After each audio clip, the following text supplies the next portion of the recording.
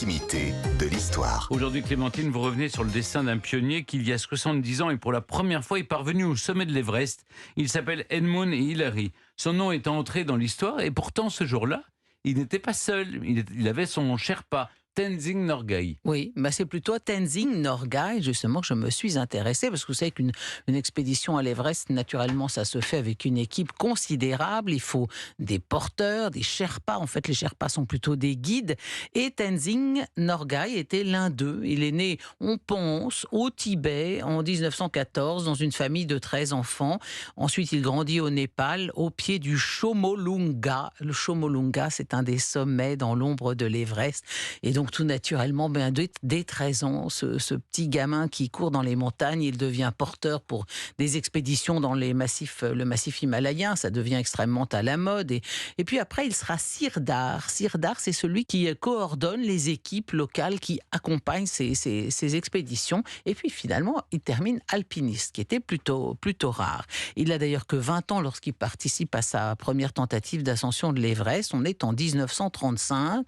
Il monte tellement bien qu'entre 35 et la fin des années 40, il accompagne 8 tentatives infructueuses. On a oublié ça maintenant parce que aujourd'hui, ceux qui veulent monter, ils parviennent avec oxygène, avec un équipement extraordinaire, mais il y a eu de très nombreuses tentatives infructueuses et Norgay, je le disais, 8 fois il monte et 8 fois ça ne donne rien. Et donc l'expédition de 1953, la 9e en son genre pour Tenzing Norgay et qui sera finalement la bonne, elle est dirigée par un colonel de l'armée britannique qui s'appelle John Hunt.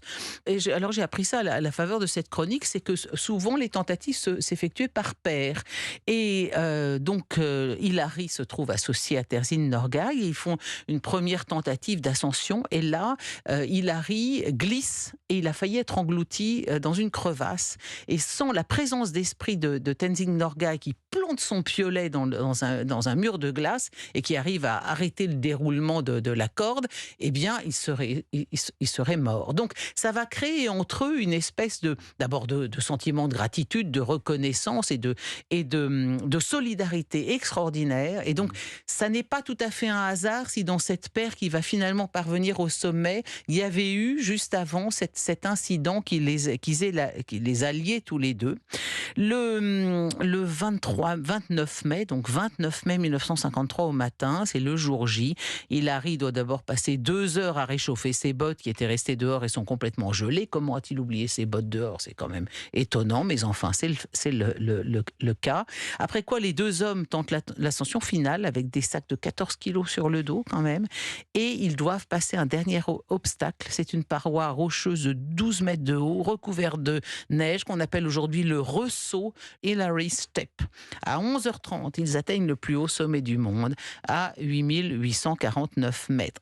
Alors, ce qui est très injuste, c'est que par la suite, la presse va décrire Tenzing Norgay, comme vous voulez, comme un simple guide, alors que de la vie générale des autres membres de l'expédition, qui l'ont surnommé par la suite le héros méconnu, c'est bien lui qui a rendu cet exploit possible. Nul autre que lui n'avait effectué un aussi grand nombre d'expéditions dans l'Himalaya et sur l'Everest, et il n'a pas quitté Hillary d'une semaine. Et comme l'avoir cantonné au rôle de guide de la part de la presse, c'était vraiment lui faire une injustice. Et d'ailleurs, ce qui est extraordinaire, c'est qu'alors ces deux hommes qui sont au sommet, il n'y reste qu'un quart d'heure en gros. Ça y est, on est arrivé, hop, on redescend. Et en fait, Hillary a pris Tenzing Norgay en photo.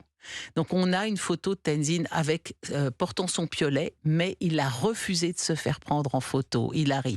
Comme s'il avait compris que de toute façon ça serait lui le héros, c'était gagné, il avait été au sommet, mais que effectivement il devait tant à son Sherpa qu'il fallait que la seule image qui subsiste de cette équipée, ce soit une image de Tenzing Norgay. C'est quand même très beau. Oui. Lui a été fait chevalier par la reine d'Angleterre. Tenzing a une vague médaille, il y a des massifs rocheux qui ont pris le nom d'Hillary. Pour Norgay, Tenzing, il a fallu attendre 2013, il était déjà mort depuis 27 ans. Bon, la notoriété et les récompenses n'ont pas été les mêmes, mais en tout cas, quelques années après l'ascension, Norgay a finalement révélé qu'Hillary était le premier à avoir mis le pied au sommet, mais il n'y avait pas 2 mètres de corde entre eux. Donc, ils ont toujours dit, Hillary a toujours dit qu'ils étaient arrivés ensemble, et surtout, ce qui est le plus important, c'est qu'ils sont restés amis. amis tous les deux, toute leur vie, ces deux-là. Donc leur courage, leur solidarité, leur amitié dans cette première tentative, c'est ce qu'il faut retenir. c'est ce qu'il faut retenir. Vous avez compris le message? Oui, C'est bon, absolument. vous avez bien compris que... Monter plus haut, mais ensemble. Non, que Clémentine, c'est votre Tenzing Norgay,